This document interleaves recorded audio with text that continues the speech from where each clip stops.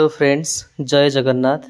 आज बावली ग्राम एक सौभाग्यर दिन। आज बाबा गुप्तेश्वर देवंकर आविर्भाव घटी बावली ग्राम। आज बावली ग्राम पवित्र हो जाइछि बाबांकर पदरज द्वारा।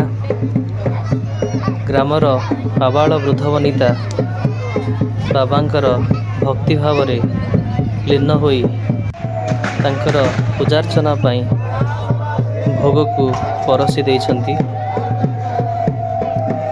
एही जो प्रत्यक्ष दंडकाली रूपरे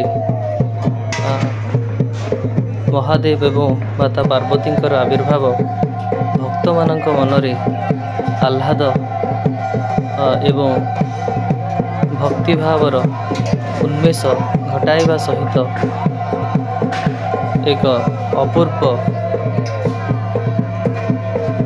आनंद सृष्टि करुछि। देखंतु समस्ते माँ दंडकालींकर दर्शन को चातक परी चाहि रहिछंती। प्रत्यक्ष देवी रूपे एई बेशरे माँ बेस परिचित।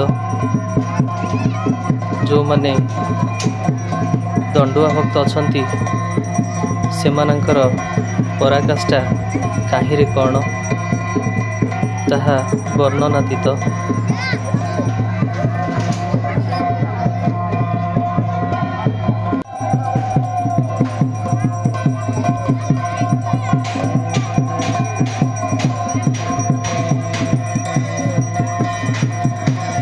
ढोल एवं घंटनादर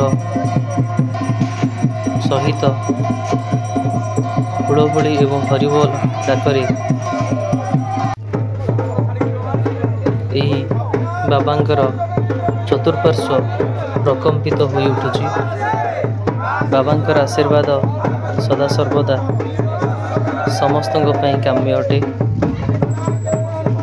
माँ दंडकाली रूपरे आविर्भाव होई भक्त मानक निकट को आसी भक्त मानकर मनस्कामना पूर्ण करिबा पई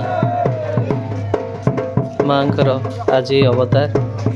माँ निहाती भक्तंकर दुख बुझिबे एवं सेमानंकर दुख लाघव करिवे।